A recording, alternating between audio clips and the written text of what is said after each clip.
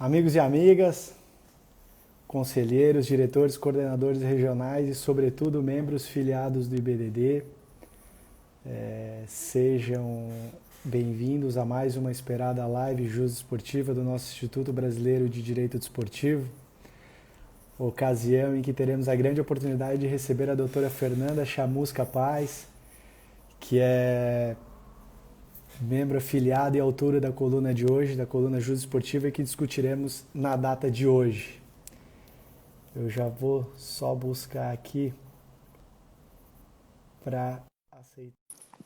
E a propósito, é importante relembrar que a live está inserida no projeto da coluna Jus Esportiva do IBDD, né, que consiste na publicação semanal, né, aliás, 2 vezes por semana, de artigos práticos e profissionais disponíveis no site do IBDD, que é o www.ibdd.com.br, e que reputamos muito importante, né, para reflexão e debates jurídicos e esportivos, servindo este bate-papo justamente para promover a interação entre o autor, a autora hoje, a Fernanda, e o nosso público. Vale recordar que as publicações na coluna Jus Esportiva do IBDD são restritas e exclusivas para membros filiados do IBDD, né, de modo que aproveitamos aqui a oportunidade para convidá-los a conhecerem o Instituto e as vantagens da filiação. Será um prazer tê-los hoje, todos que nos acompanham. Fernanda, seja bem-vinda. Já antecipo que para mim é um prazer e uma honra estar na responsabilidade da condução da live hoje. Você que vem de uma terra que eu cultivo grandes amigos, já faço aqui referência ao Dr. Milton, ao Dr. Cristiano.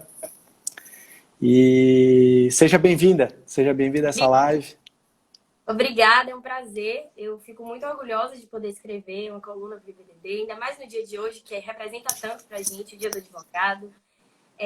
Eu estou super feliz, desde que eu comecei a ser membro filiado do IBDD, e ter a oportunidade de escrever e colaborar é sempre muito prazeroso. Agradeço a Léo Andreotti, nosso presidente, que está aqui também, que sempre me dá grandes oportunidades. E trouxe um artigo um pouco diferente, porque se existe um lado de Fernanda que também é apaixonado pelo direito esportivo, existe um lado que também é fascinado pelo direito digital. E eu acho que não existia um momento mais oportuno para falar sobre o direito desportivo digital, se é que podemos usar essa terminologia, do que agora. Perfeito. Pô, Fernanda, e quando eu vi o título e li o artigo, justamente vi aquilo, poxa, talvez já estava o direito, o digital, o desportivo já estava em um processo de, não lento, mas a gente até viu a FIFA até já fazendo premiações, torneios, e a pandemia, como você abordou no artigo, eu vou deixar mais você explanar, ela acabou antecipando isso, né, essas questões. Com certeza. E ainda vem aquela discussão, ainda mais num tempo de pandemia, o quanto os esportes digitais, os esportes eletrônicos, não digitais, mas as plataformas digitais e os esportes eletrônicos ganharam uma dimensão ainda maior do que já vinham tomando essa conotação, e tudo veio se digitalizando. Como você falou, a própria FIFA trouxe elementos dessa digitalização, aumentou também a questão do setor de data protection. E aí veio agora com o projeto da Clearing House, que vai digitalizar praticamente todo o universo que envolve as transferências, que envolve a regularização, o registro e a transferência dos atletas.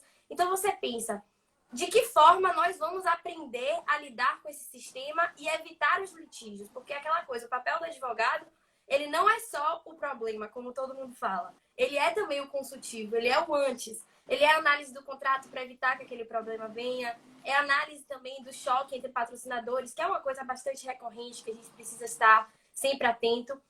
O que traz um pouquinho também aquela experiência da área do entretenimento, que eu também tenho o prazer de trabalhar. E quando você vai colocando numa balança, você vê que o direito desportivo dialoga bastante com o direito do entretenimento. E principalmente com as plataformas. Eu acho que o que se tornou tão usual para influencers, blogueiros e tudo mais, é uma área que o direito desportivo vai começar não apenas a dialogar, mas a trabalhar diretamente com isso. É aquela coisa, se a imagem ela é um bem que pode ser explorado economicamente, mas a gente não tem como valorar ela numa quantia exata, quanto vale o nosso engajamento? O que é o engajamento? Porque no mundo digital tudo pode ser. Então, quando você tem a mudança, por exemplo, da MP, que traz a possibilidade do clube mandante modificar um pouco essa forma de exploração de transmissão, você também gera um novo debate com relação a quais possíveis plataformas vão gerar mais engajamento e como será o retorno desse engajamento. E como nós, advogados desportivos, vamos saber como lidar com esse engajamento. Esse é um pouco da provocação que eu gosto de trazer no artigo, que acho que, assim, não sou expert no assunto, mas espero ser logo em breve, porque já estou começando a segunda pós. A primeira foi em Direito Esportivo, agora eu vou começar Direito Digital. E espero, em breve, poder ter respostas para ajudar o nosso sistema. Não, perfeito. Fernanda, para quem tá entrando agora na nossa live, hoje a gente está tendo o prazer de receber a Fernanda Chamusca Paz. Ela é mestre em Direito Internacional Desportivo pela ISD Law and Business School, em Madrid, né, advogada do escritório Jordão e Possídio. Ela é membro afiliada do IBDD, né, no Instituto Brasileiro de Direito Desportivo. E o tema do artigo publicado ontem no site do IBDD é a nova era do direito desportivo digital. Então a gente tem o prazer hoje aqui de estar ouvindo a Fernanda, já fez a introdução do tema, quem já pôde observar já com certeza está ansioso, quem leu a coluna, e sempre essa possibilidade de estar com o autor aqui, ela é muito bacana para essa interação. Faço aqui os registros paroquiais, a presença do nosso presidente Leonardo Andreotti, né, o qual eu deixo aqui o meu abraço e o agradecimento a todos envolvidos no projeto da live. Né, deixo aqui também o registro da doutora Mari Chamelege, doutor Gustavo Delbin, todos presentes. O Cris Possílio já deu um abraço aqui, Fernanda, já estendo aqui os cumprimentos também. E, Fernanda, vamos... já dessa introdução, vou lançar uma questão aqui. Né? Você traz dentro de um tema tão em voga uma nova perspectiva abordando a dicotomia entre o direito e o dever de exploração dos eventos esportivos. Né? Sobre essas obrigações que seriam inerentes ao direito, qual seria a sua visão mais aprofundada sobre o tema? Eu acho que, assim, eu tive a intenção de trazer com o artigo, inclusive gostaria desde já de agradecer profundamente a doutor Cristiano Possídio, que está aqui, que foi uma pessoa que me ajudou bastante a desenvolver um pouco também dessa ideia, até mesmo abraçar a ideia de fazer uma segunda pós-graduação em Direito Digital. A minha intenção não é discutir as características da MP. A modificação na questão do direito de transmissão, de você não precisar mais da anuência do clube visitante, de você deixar essa autonomia com o clube mandante. Eu não quero discutir se o direito de arena, ele como apêndice do direito de imagem, se o clube mandante ele tem a obrigação de pagar os atletas que participam e não possuem o vínculo trabalhista. Não é a minha intenção. A minha intenção é, a partir do momento que nós quebramos um pouquinho esse monopólio, vamos dizer assim, das grandes redes de televisão, como a Globo, e a gente dá um pouco dessa possibilidade de se explorar, através de um marketing esportivo, novos meios, como a gente viu através, que eu até coloquei dentro da coluna, a primeira transmissão do Carioca, que foi através da Flá TV, como o YouTube se mostrou dentro dessa perspectiva, como ele se colocou. A questão que eu trago existe o direito de você transmitir e existe o seu direito também de você ter lá aquela renda que vai vindo da forma de transmissão que você vai adotar. Muitos clubes vão adotar plataformas próprias, outros vão utilizar plataformas que já estão formadas. A questão os clubes estão preparados para entender como essas plataformas já se comportam no mercado? Porque a partir do momento que ele é um direito seu, você tem que compreender também que esse direito ele vai vir cercado de deveres. Não apenas o dever de você repassar a questão do direito de arena, mas a questão também de você cumprir determinadas regras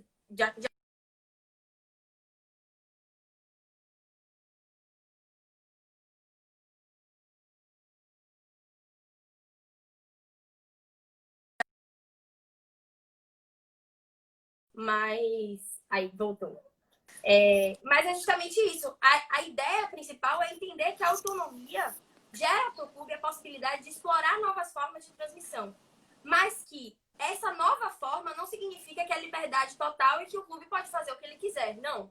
Até como uma forma de utilizar essa questão do nosso papel na questão de consultoria, É importante que nós venhamos alertar os nossos clientes que as políticas de monetização, as políticas de anúncios, os próprios patrocinadores das plataformas podem gerar um problema no futuro, caso isso não seja coordenado junto. Inclusive, é uma questão que eu trago dentro da coluna. Precisa-se ter cuidado, porque se hoje em dia nós enfrentamos problemas do tipo a falta de profissionalização de muitos clubes, às vezes não tem sequer um departamento jurídico interno que possa auxiliar, como esse clube vai estar preparado para lidar com todas as transformações de uma era digital, que vai trazer novos problemas, novas questões, e por isso que eu falo, é realmente um diálogo muito, muito próximo entre o direito desportivo e o direito digital, que por mais que nós venhamos a achar que é algo que todo mundo sabe, não necessariamente seja.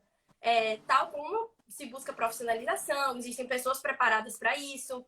Eu acho que vai mais nessa linha. Minha intenção não foi trazer nenhum debate sobre a MP, sobre a Constituição, se tem urgência ou não. Inclusive, é um ponto que eu coloco. A intenção estamos preparados para as novas formas de transmissão, desde os clubes de maior expressão aos clubes de menor expressão.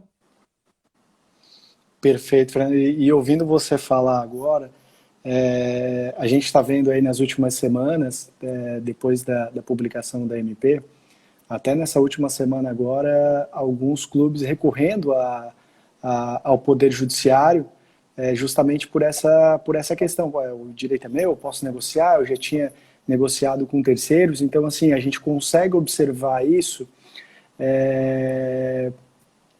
justamente que quem vai puxar fila vão acabar sendo os clubes grandes, né? Eles vão, que tem o departamento jurídico, que os clubes pequenos, não, opa, vamos ver primeiro o que vai acontecer, para daí sim a gente seguir o fluxo.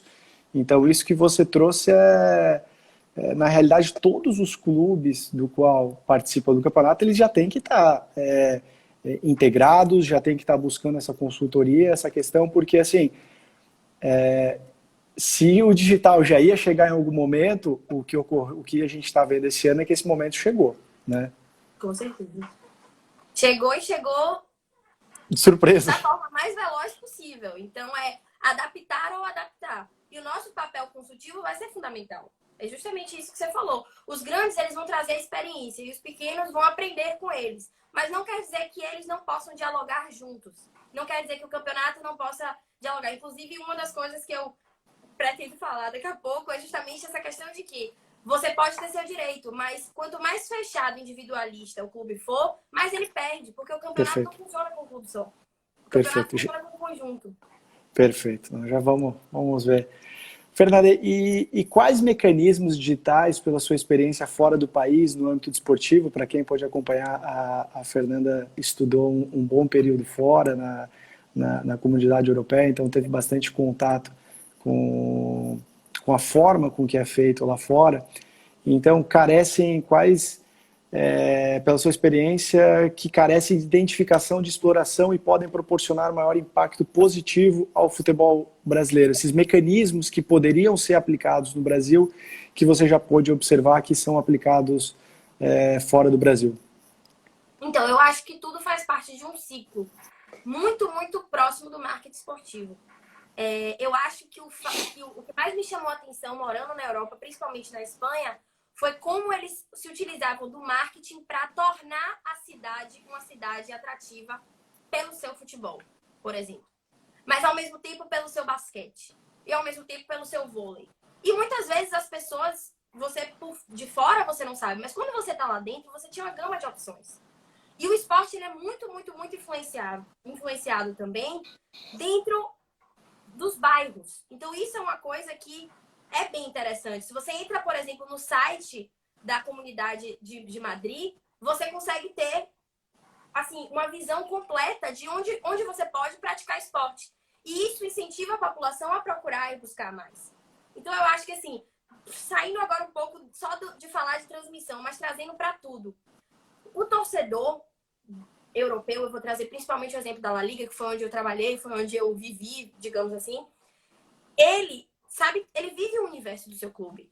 Ele vive desde a comercialização dos produtos, desde o sócio poder comprar o produto antes, do sócio poder comprar o ingresso antes, do sócio saber quando vai abrir, do sócio ter diversas atividades que ele vive durante toda a semana. O jogo, ele não começa às 9, o jogo começa às 4, porque existem atividades dentro do estádio desde as 4. E muitas vezes, isso é que faz influenciar. Eu acho que agora a gente está começando a dar esses passos. Eu tenho um exemplo pessoal do sócio digital do Bahia, que é nosso cliente, que tem tido bons resultados. E você aproxima o público. E ao mesmo tempo, como a gente pensa, hoje em dia, nosso celular, nosso computador, ele domina a nossa vida. Ele controla tudo. A gente coloca desde um relógio que controla nossos passos, os nossos batimentos cardíacos, tudo. Se nós passássemos a usar todas essas ferramentas para ajudar, por exemplo, eu vou trazer um exemplo do futebol, que é o esporte mais popular aqui. Às vezes a gente tem questões de segurança, dos clubes serem responsabilizados por questões que acontecem devido aos seus torcedores. Talvez a tecnologia seja uma forma de controlar essa segurança dentro do estádio. Por que não? Ao mesmo tempo que você cria mecanismos de interação entre torcedor, entre clube, entre estádio, no momento do espetáculo esportivo. O espetáculo esportivo, ele não se resume só à bola rolando. Ele se resume a todos que estão ao redor.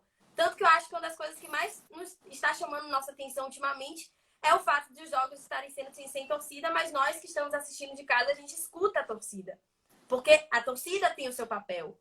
É o 12º jogador. E ela precisa ser considerada como 12º jogador em todo o espectro. Desde o momento do treino, poder estar perto, saber dos seus jogadores, estar por dentro não apenas das notícias, mas ser considerado dentro do universo. Porque quem movimenta o clube são os torcedores.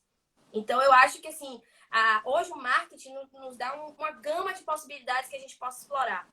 E isso pode ser uma forma, inclusive, de ter um controle maior de quem é o seu torcedor, de como o seu torcedor se comporta, se isso está gerando engajamento, onde pode melhorar. Porque, querendo ou não, a relação torcedor-engajamento e onde pode melhorar, isso daí é questão de recursos também para o clube. Se o clube sabe dialogar bem com suas plataformas digitais, ele vai trazer mais retorno, ele vai trazer mais possibilidades e, consequentemente, vai poder gerar mais resultados futebolísticos na medida que ele pode investir mais.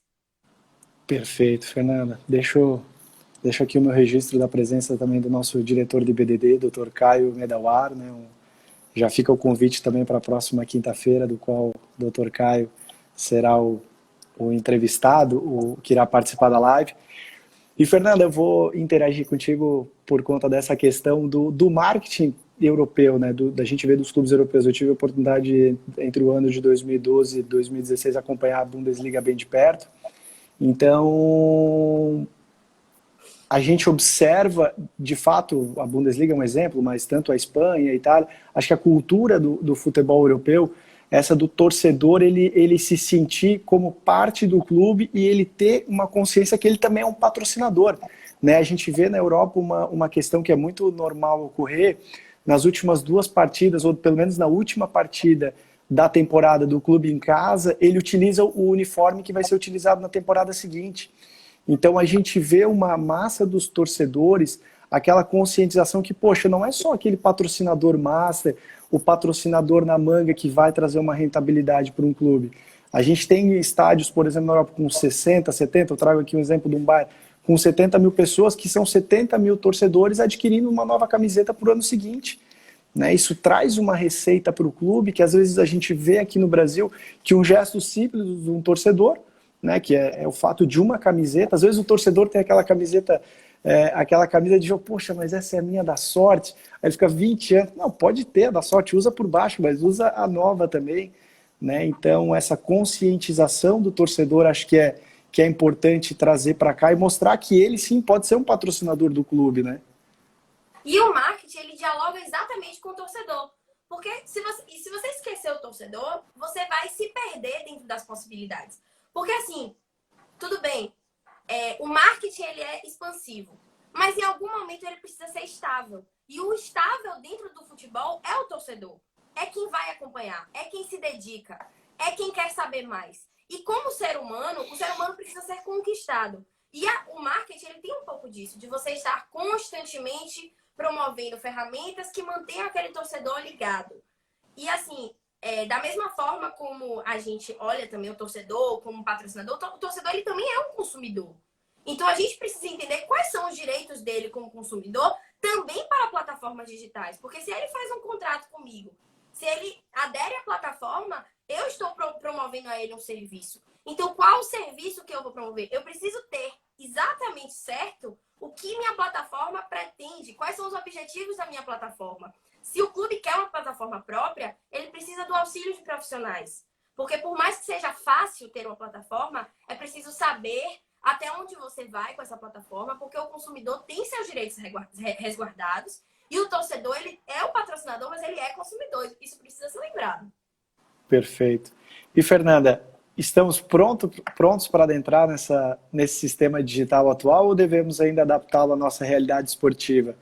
E qual seria o impacto que as políticas de monetização em termos de condições fechados podem causar para o futebol como um todo? Então, eu já trago, inclusive, um debate sobre a questão dos clubes de maior expressão e dos clubes de menor expressão. Eu acredito que a primeira partida, que foi a partida que a gente viu do Flamengo, dentro da Flá TV no canal YouTube, eu passei a partida inteira analisando quais eram as reações da partida. Porque existe um número de pessoas que assistem simultaneamente, existe um número de pessoas que assistem depois, ou entram e saem, comentários, doações. Quem coordena isso? O YouTube? O Flamengo? Nós sabemos responder? Algumas pessoas sabem. Mas será que os 700 clubes do Brasil que vão querer explorar os seus direitos de transmissão em plataformas digitais, por acharem mais fácil ou não, ou preferem dialogar com redes de televisão, mas será que se eles quiserem, eles vão saber entender que as políticas de monetização não podem ser assinadas como todo mundo assina os termos de condições sem olhar, porque interfere em diversos sentidos.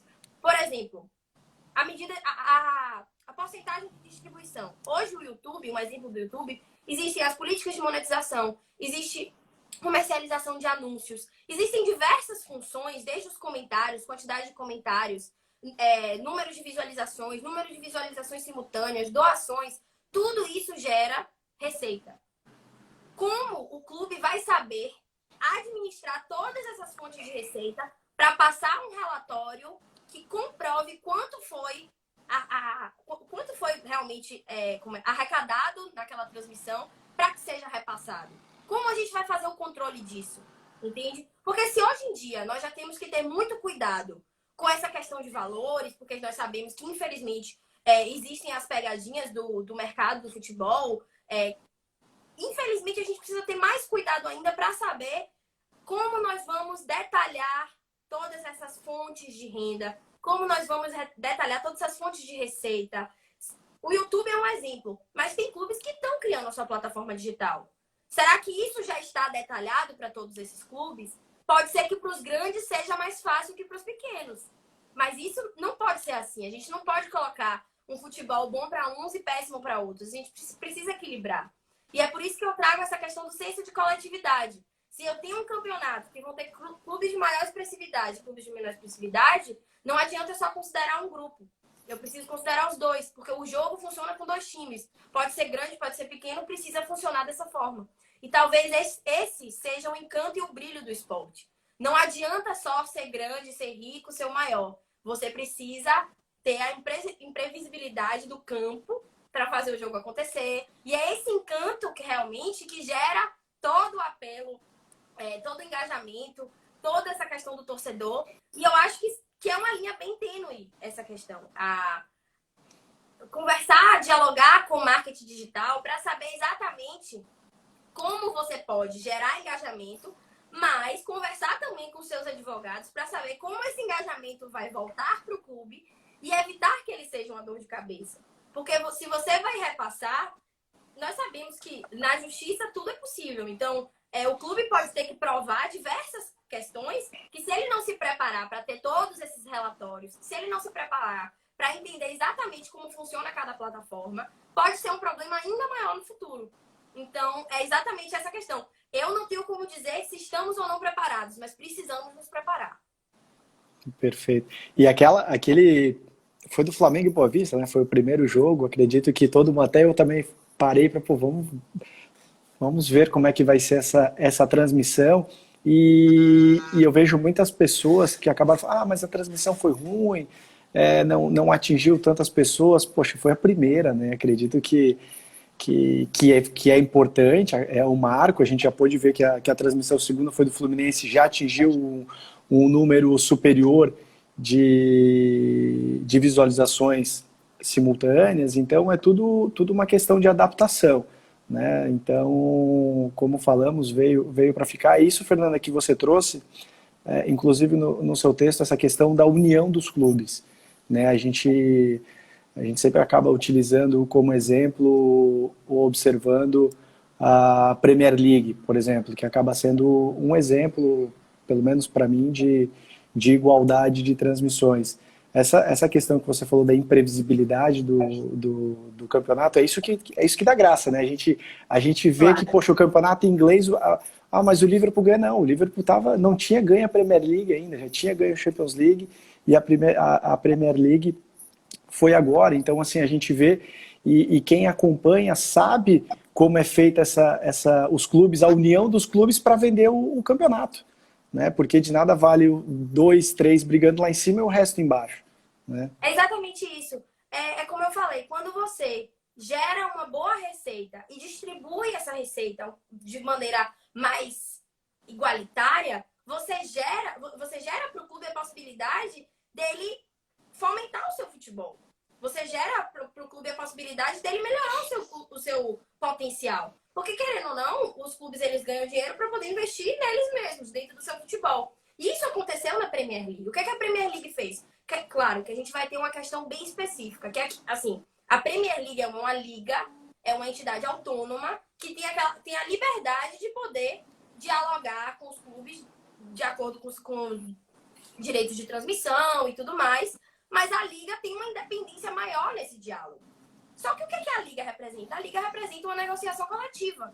Uma negociação coletiva que pensou, a Inglaterra é um potencial para a gente conseguir um bom retorno. Mas por que não olhar o mundo? Se o mundo é digital e o meu sinal pode chegar na Índia, pode chegar no Japão, pode chegar na China, e pode ser que o meu futebol seja interessante para eles, por que eu não vou tentar? Se isso só vai fazer com que meu futebol se potencialize. E foi essa a ideia da Premier League, que foi perfeita, porque a Premier League dobrou completamente, não dobrou, não tinha nem condição de estabelecer uma estimativa para o quanto que eles aumentaram essa receita com relação a direitos de transmissão. E o principal é que a receita aumentou, mas não ficou na mão só dos mais fortes, dos clubes principais à época. Foi dividido de acordo com um sistema mais igualitário, que deu a possibilidade de clubes de menor expressão perderem essa terminologia. Não existe clube de menor expressão, existe clubes competitivos, campeonato competitivo, campeonato imprevisível. Ninguém assiste um campeonato para saber quem vai ganhar. A gente assiste o campeonato por causa da imprevisibilidade. A gente assiste porque o futebol ele é diferente. A gente assiste o vôlei porque a gente não sabe. O esporte é isso. Ninguém sabe quem vai ganhar. Então, isso é o que é o principal. Quanto mais competitivo for o campeonato, mais atrativo ele vai ser. E talvez por isso a gente tenha campeonatos mais fortes, o Campeonato Paulista, por exemplo, o Campeonato Carioca, porque a gente teve clubes que se desenvolveram mais. Só que isso mostra que a gente precisa fomentar outros clubes. Porque não adianta você ser um clube grande em um campeonato que não seja competitivo, que não tenha expressividade. Porque você também perde, entende? Perfeito, perfeito. Bom, para quem tá nos acompanhando, a gente na live do BDD hoje estamos recebendo a doutora Fernanda Chamusca Paz. O tema de hoje é a nova era do direito desportivo digital. Aproveito aqui para deixar um registro, um grande abraço para o Dr. Milton Jordão, filiado ao IBDD, coordenador, sempre nos acompanhando, e claro, a doutora Júlia Gelli, do qual divide diria aqui, da bancada de entrevistadores do IBDD. Deixo aqui um abraço. E, doutora Júlia, e quais os benefícios e os malefícios que podem ser debatidos à luz da redação da MP 984? Quais diferenças podem existir entre os resultados de clubes de maior expressão se comparados aos menores? Eu acho que é exatamente isso que eu estava falando. O segredo está no senso de coletividade. é como eu estava vendo, muitas pessoas defenderam, muitas pessoas foram contra a MP, mas ninguém pensou nas consequências. Não vou dizer que ninguém pensou, né? Mas poucos pensaram nessa questão, quais são as consequências do futuro. Porque eu, particularmente, posso dizer, de cara eu fui contra.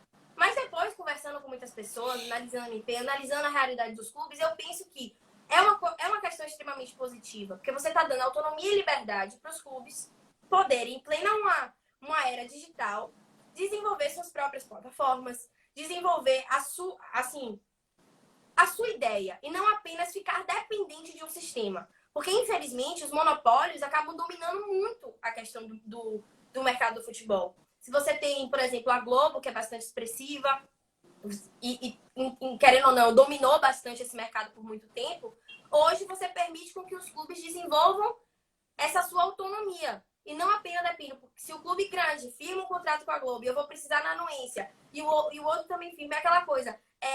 Aqui a gente tem a expressão que é assim, Maria vai com as outras, porque se um vai, eu também vou precisar da autorização dele. Acaba que era uma coisa muito automática. Hoje não. Hoje a gente está dando a liberdade do clube falar, peraí, o jogo é meu, deixa eu ver qual vai ser o mais favorável para mim.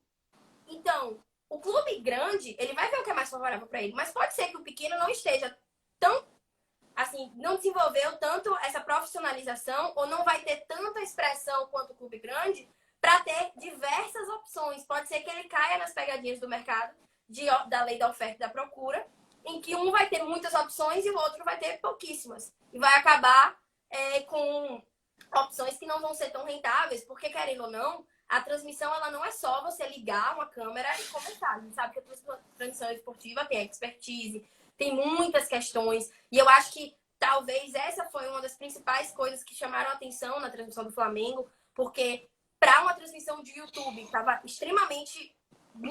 muito boa a estrutura, mas existe uma questão de qualidade de imagem que pesa, que teve uma questão que reclamaram mais, mas é como você falou, era a primeira, era o teste, era o começo de tudo.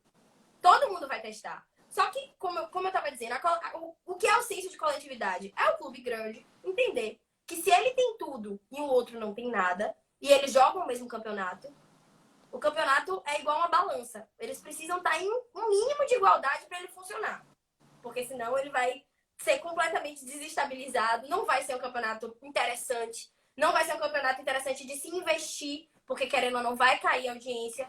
E eu acabo até saindo um pouco, porque querendo ou não falar de esporte é uma coisa que eu gosto muito, e acabo até saindo um pouco do direito desportivo. Mas o que é essa celeuma? É entender que essa negociação precisa acontecer de uma forma coletiva. Cada um vai ter a sua autonomia e sua independência. Mas eles precisam dialogar. O que a liga faz fora, que é aquela questão de o clube, ele vai jogar a liga, então ele tá ali, querendo ou não, respeitando as regras daquela liga que vai negociar os direitos de transmissão. Mas aqui a gente está tendo a oportunidade dos clubes se unirem. Não sei se vai funcionar, não sei se vai ser positivo, mas eu acho hoje, dentro da minha visão, que é a forma mais correta e rentável para todos, que possa trazer resultados positivos no futuro, é o senso de coletividade junto às negociações, como Cris Pofídio, num debate incrível que a gente teve essa semana de falar. Talvez a Série D possa criar um bloco da Série D, a Série B também criar o dela, porque querendo ou não, você tem os torcedores que são torcedores fiéis e vão acompanhar o campeonato de qualquer forma. Mas a polarização também ela é prejudicial. Se você imaginar que o Atlético Paranaense vai criar o seu canal e vai estabelecer um valor, o Flamengo outro, o Bahia outro, a gente precisa entender também que o torcedor ele vai querer acompanhar muito o futebol, porque o fã do futebol ele não acompanha só o seu clube, mas ele não vai ter condição de arcar com todos esses canais novos. Ele não vai ter condição dessa polarização total impedir com que ele assista, porque infelizmente quando você tinha na rede aberta era mais fácil. Só que por isso que a negociação coletiva ela é positiva, todo mundo vai ganhar e ao mesmo tempo o torcedor ele vai estar ali ligado e de maneira mais acessível. Perfeito, né? E vai de encontro da coletividade. Aqui o Dr. Luciano trouxe o custo, né? Ele trouxe um valor aqui do custo que o Flamengo teve que arcar para essa transmissão. Né? Como ficam os outros clubes? Né? Não, a gente sabe a dificuldade, a gente acompanha a dificuldade que alguns clubes eles enfrentam, então ainda alguns clubes veem, poxa, é muito cômodo para nós, já temos alguém transmitindo, a gente recebe um determinado valor, a gente não precisa se preocupar com transmissão, correr atrás, então assim, por isso que o senso coletivo nessa questão, até por ser uma nova, seria o mais interessante ou talvez o mais prudente a ser feito. E um detalhe, Rafael, só uma questão que foi falada aqui pelo Dr. Luciano, o clube um clube talvez não poderia ter esse gasto. Só que será que o clube que pode ter esse gasto vai ser interessante para ele jogar uma partida que o seu torcedor não vai poder acompanhar de jeito nenhum? Porque não vai ter como transmitir. Por isso que o senso de coletividade ele é fundamental. Porque ele não vai ajudar só o clube de menor expressão, ele vai ajudar o clube também de maior expressão. Quem vai ter jogos que ele vai ser o clube visitante. Perfeito. Faço aqui o meu registro da presença do Dr. Bellini Barros, coordenador do IBDD, Wanderson Martins Rochas também, coordenador de São Paulo, Bellini de Goiás, fica aqui o meu registro, um forte abraço, é um prazer tê-los aqui conosco acompanhando a aula da doutora Fernanda. E, doutora Fernanda, nessa balança, digamos assim, entre a qualidade de imagem, coberturas, expertise dos apresentadores e comentaristas e imparcialidades das transmissões televisionadas. Se compararmos tais aspectos com a implementação efetiva da digitalização dos eventos esportivos no Brasil, de latitudes continentais e tão desigual sob o ponto de vista social, ainda assim a análise é de avanço ou de retrocesso do direito desportivo digital? Então, eu acredito que o avanço e o retrocesso, eles vão caminhar junto com a nossa capacidade de se adaptar. Porque muitas vezes a gente falou que muitas coisas não iam dar certo, que o Facebook não ia dar certo, que os celulares nunca iam sumir, o WhatsApp nunca vai dominar a nossa vida. E olha pra gente hoje. Então, assim, até coloquei no texto aquela questão que o direito não pode ignorar a realidade. Se a realidade ela tá dando sinais de que tá mudando, a gente também precisa acompanhar. Eu acredito que a MP ela veio de uma forma muito brusca, mas ela veio. E ela pode se tornar uma coisa para se prolongar na nossa realidade, principalmente como advogados desportivos. Então, eu acho que, assim, a TV aberta ela tem o seu papel para a sociedade brasileira, que, infelizmente, nem todo mundo tem acesso à internet, nem todo mundo tem a condição de pagar por canais de streaming e tudo mais. Mas, infelizmente, vai ter que ser uma adaptação gradativa. Eu, particularmente, não acho que é uma questão de cada um vai ter o seu canal próprio, adeus Globo, adeus Turner, adeus todo mundo. Não é isso. Só que antes, a Globo, a Turner e outros canais, eles decidiam como seria o contrato, porque eles tinham influência com 2 clubes, tinha influência com mais 2, e aí os outros que não concordavam tinham que seguir um pouco isso. E talvez o Flamengo, sim, tenha quebrado um pouco essa realidade no momento que se tornou, não se tornou, sempre foi grande, mas que ganhou mais e mais e mais expressividade e resolveu questionar um pouco o sistema. Para mim, a MP, o fator urgência da MP é muito questionável, mas ela está aí. Então, a gente precisa aprender a lidar com ela. Da mesma forma como a Netflix agora comprou os direitos de transmissão da primeira divisão da França, a Netflix até então era filmes, eram séries, e agora entrou para um cenário de futebol. Todo mundo viu que a Amazon estava dialogando para negociar com o Flamengo. E assim vai. Eu acho que assim, a Dance, nem sei se fala assim, eu acho que eu nunca nem tentei falar, mas ela é transmissão esportiva. Então, o que é a minha opinião? Já existem canais de streaming de transmissão esportiva. Já existem... A própria Globo, hoje em dia, tem o seu canal de streaming, que é muito parecido também com as questões de Netflix, Amazon e tudo mais. Porque se a gente está vendo um sistema que está dando certo, um sistema rentável, principalmente agora, numa época de pandemia, que todo mundo ficou vinculado a sistemas de streaming, o futebol, alguma hora, ia entrar nesse meio. Então, chegou a hora. E eu acredito que o retrocesso, ele virá se os clubes forem individualistas. Se eles tiverem senso de coletividade, entenderem que quando eles forem clubes visitantes, os mandantes precisam estar favorecidos também. Mas, infelizmente, o nosso futebol, ele é desequilibrado na questão de potenciais, eu diria, de expressividade. A coletividade precisa dialogar dentro desse meio da MP. A MP ela pode ser ótima se ela for pensada para todos, se ela for pensada para um campeonato e não para um clube. Perfeito. Até uma questão que chamou bastante atenção, pelo menos para mim, mas acredito que para outras pessoas, foi essa questão da imparcialidade dos comentários, que não era uma situação aqui da parcialidade, né? Que não era uma situação que a gente era acostumado a acompanhar. E acredito que para as próximas oportunidades que isso ocorrerem, os próprios clubes, os próximos detentores já perceberam que se eles de fato querem tentar transmitir para o maior número de pessoas esse formato, porque ele não vai estar só vendendo, se ele é o detentor, ele não vai estar vendendo só para o torcedor dele, né? Ele vai estar vendendo também para um outro grupo, para outras pessoas que querem consumir o futebol, seja o adversário ou para aqueles que gostam do esporte, que quer a informação de todos os clubes, né? Mas Com certeza. E eu acho que o principal é isso, é entender que, assim, qual é o nosso papel como advogado desportivo? É a gente entender que o marketing esportivo, ele vai estar dialogando com a gestão do clube, tudo vai estar acontecendo, mas nós sabemos que os problemas podem chegar. Nós sabemos que nós vamos ter um papel consultivo muito forte. A gente vai ter que ensinar o clube a entender essas novas formas de receita. Aí evidenciar essas novas formas de receita, já que ele vai ter que repassar para os jogadores que são outros sujeitos dentro desse mercado do futebol. Então, o que é que para mim é fundamental? É a gente entender esse sistema e levar para os clubes as suas responsabilidades. Entender que você pode ter o seu próprio canal próprio, mas você vai ter condição de arcar com a transmissão? Você vai fazer parceria com a transmissão? Será que vão surgir empresas de patrocínio ou parceria ou permuta dessa questão de transmissão? Eu acho muito difícil. Eu acho que a transmissão em si, ela comporta tudo. Então vai se tornar uma luta desenfreada, uma competição desenfreada para saber quem vai conseguir transmitir os jogos de cada clube. Mas em certo momento você vai ter uma realidade muito complicada. Se cada um decidir como vai transmitir individualmente.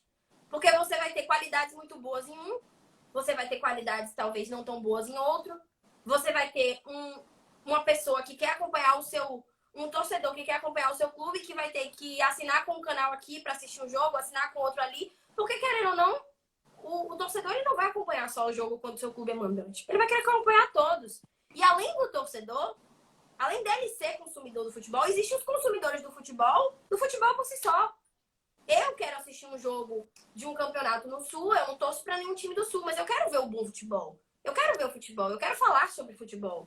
Então isso faz parte também da gente entender que nosso papel pode ser de advogado, mas também como consultores do esporte, em saber que isso pode gerar uma queda de receita muito brusca. E os direitos de transmissão são uma fonte de renda muito importante para os clubes aqui no Brasil.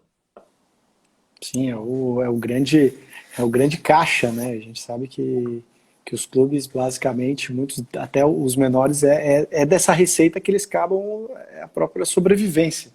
Com Né? certeza. Então, esse estudo e essa consultoria, é importante que os clubes estejam aí atentos até para os próximos passos, porque como a gente já falou logo no início, chegou, né? Não adianta esperar para ver como é que vai ser ano que vem, vamos esperar para ver. Isso é uma realidade que veio para ficar, é aquilo que a gente fala, foi antecipado, né? Fomos todos pegos de surpresa, claro, mas é um novo momento que necessita mais do que nunca o estudo, né? E a forma como saber se portar nesses próximos capítulos. E esse papel é nosso. É Perfeito. principalmente nosso. Eu acho que todos esses encontros, não apenas aqui uma live da coluna do VDD, mas as jornadas, os webinars, a gente precisa estar atento ao que os nossos colegas estão falando, porque não apenas deve ter um senso de coletividade para o futebol. Nós, advogados desportivos, precisamos ter o nosso senso de coletividade e entender, talvez, os que têm mais experiência do que nós, para saber quais foram os desafios enfrentados no passado e como eles agiram frente a esses desafios, para a gente entender que agora, nesse novo desafio, a gente pode aprender com quem tem mais experiência, mas ao mesmo tempo aprender com os jovens, que já nasceram nessa realidade digital. Eu acho que talvez seja uma das coisas que eu tento trazer comigo, porque como eu sempre fui muito apaixonada por essa questão digital, eu quero também me especializar para poder trazer respostas para o sistema, porque eu acho que ela precisa ser trazida exatamente dessa forma, com todos nós, dialogando, debatendo, escrevendo, e assim a gente vai lidando com esse mercado. Perfeito. Fernanda, eu aqui fico do lado aqui do entrevistador, é complicado, que a gente fica olhando o cronômetro, fica olhando o tempo, então queria deixar aqui um espaço para você fazer as suas considerações finais, né, e dizer e já antecipar que para mim foi um prazer, foi muito bacana, passou voando o tempo, e eu diria que foi no streaming com uma velocidade muito alta, uma banda larga enorme, então Com certeza. parabéns pelo artigo deixo aqui o espaço aberto para você. Obrigada, Rafael. É um prazer poder escrever para o IBDD. Eu acho que assim, foi a primeira vez que eu escrevi para a coluna do IBDD. Eu sou assim, eu sou nova, digamos assim, no mercado, um aprendiz. Fui aluna de Léo, por exemplo, no mestrado em Madrid. E ele foi um grande incentivador para que eu conhecesse mais o IBDD e acabei conhecendo através de Mari Schmerletti, Júlia Gelli e tanta gente assim que nos ajuda. E eu acho que assim, o IBDD ele é o próprio senso de coletividade, sabe? Todo mundo se ajuda, aqui a gente dialoga e eu acho que vai ser ferramenta muito importante para a gente poder saber como a gente vai agir nessa próxima caminhada do direito digital dentro do direito desportivo. Eu não sou expert, longe disso, mas eu sou uma curiosa e gosto de provocar bastante com esses temas que ninguém sabe responder ainda, porque ninguém sabe ler o futuro, então precisa esperar, precisa estudar, precisa se profissionalizar e eu acho que, assim, essas respostas vão ser achadas juntas, mas os clubes precisam compreender que por mais interessante que sejam propostas individualistas, no futuro ela pode trazer alguns danos para o orçamento deles, porque o clube ele é bem importante, sempre vai ser, os seus torcedores também, mas o campeonato ele é o que faz o futebol acontecer. Então é ele que precisa ser a estrela principal. Eu também fico muito feliz que entrei para o time de moderadores também do IBDD, das colunas, e tenho certeza que eu vou aprender muito com vocês. Espero estar à altura desses moderadores e agradeço a vocês a oportunidade. Obrigado, Fernanda. Eu gostaria aqui já vi a doutora Júlia convocar, o pedido da doutora Júlia é uma convocação, né? Já vi que as próximas lives você também vai estar participando. E queria aqui também deixar uma lembrança, né? Lembrando que o IBDD oferece aos seus filiados que realizarem matrícula até o dia 28, até o dia 20 de agosto, 30% de desconto nas mensalidades do novo curso de Gestão do Esporte e Direito Desportivo da Universidade Católica de Santa Catarina, uma excelente oportunidade para essa especialização que a doutora Júlia já trouxe, então tem aí já um novo curso se iniciando, e que após o dia 20 de agosto o Instituto garante aos membros filiados regulares um desconto de 20%, enquanto a turma não atingir o limite de 35 alunos e for fechado. Né? Restam poucas vagas, então no site do IBDD tem todas essa promoção, essa matrícula, e fica aqui o convite, né, para que todos que acompanham filiem a seu IBDD, né, que tenham o acesso a todo o conteúdo, possam contribuir para a coluna. Né? Fica aqui também o Happy Hour para quem quiser acompanhar do IBDD dia 14 de agosto, o primeiro. Foi muito bacana, né? Vai ser às 18 horas e é necessária a inscrição prévia no link que consta na bio do Instagram do Instituto. E também esse evento é para membros filiados. Então, fica aqui o meu agradecimento novamente, Fernanda. Parabéns pelo texto. É um prazer tê-la aqui com a gente no time e muito bacana pessoas que trazem o direito desportivo e que permitam, como você falou, o estudo e o aprofundamento de todos nessa área. Tá bom, Fernanda? Um abraço a todos. Boa noite, até quinta-feira na próxima live. Boa noite, pessoal. Tchau.